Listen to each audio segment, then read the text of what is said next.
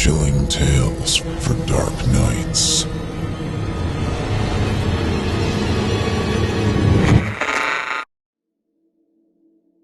Stranded in Hell by Stephen C. Maher II. Narrated by Otis Jiry. I did everything for her. Please remember that, and I'll start at the beginning. My wife and we woke in a suspended cage. All of our clothes were torn in places, but our bodies were fine. The cage was dirty and bare. The only thing in it was us. Outside the bars of the cage was an unending landscape of jagged rock, featureless except for the things that moved across its surface. People and things that were not people. This is how my wife and I woke up in hell. We were both rational, but rationality only lasts so long. We cried, we screamed for help, we moved past emotion. The cage was our home for a time, but eventually the hunger forced us to make a decision. The cage was unlocked. Why would it not be? It was hung from the ceiling with a massive chain, suspending us thousands of feet from the floor. The landing was not soft. But in hell, your body never stays broken. We learned this after the jump. We walked for a very long time. Many people around us had either given up, choosing to lay on the floor and moan, or they walked like we did, my wife and I. She kept me going, and I like to think I her.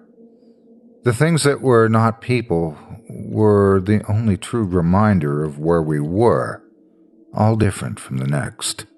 Some of them were massive, crushing people in their wake, and others worked like a hive, a single mind for countless bodies. All of them had teeth and claws stained from use. There was a ceiling, so there had to be walls. It was a goal, at least, something to do amidst the terrible hunger and pain.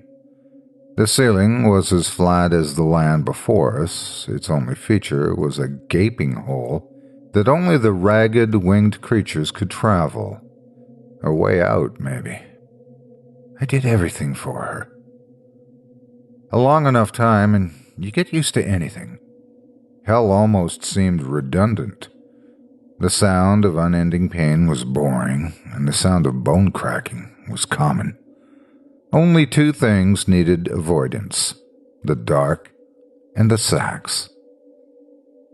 In the shadow of the greater creatures, people sunk into the floor, almost as if the dark came alive, their desperate fighting and screams lost to the total blackness. We only saw this twice. The other peril, the sacks, were large, unmoving, and made from burned flesh. My wife and I watched a man limp to one. It screamed at him, a high, piercing noise that drew us closer from our vantage point. I thought of a siren briefly. Before the man was sprayed with blood, the force of it sent him backwards. My right arm was also covered, and it began to itch with a force I thought impossible.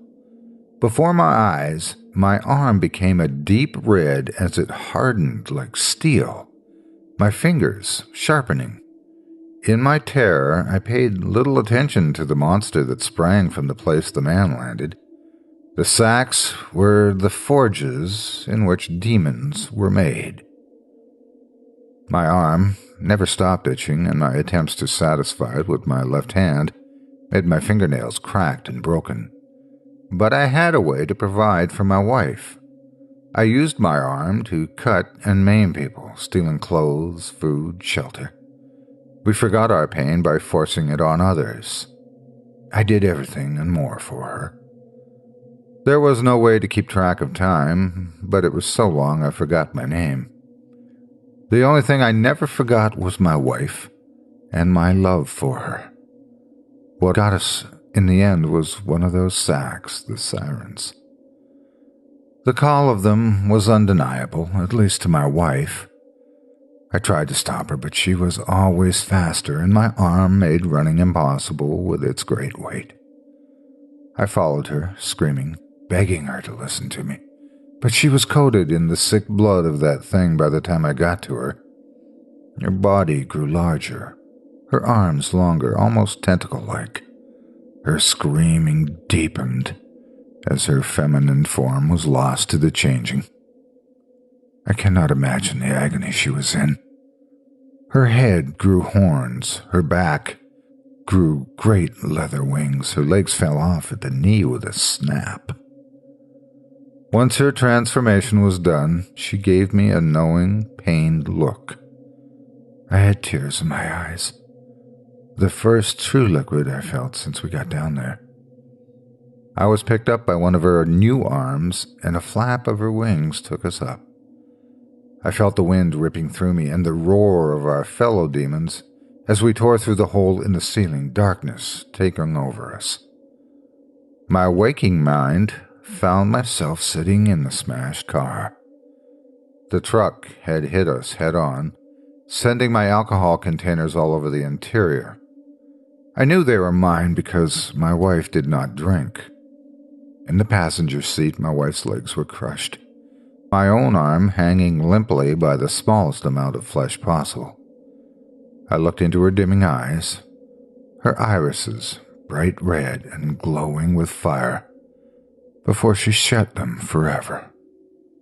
She did everything for me. I'll never forgive myself, and I don't think I should.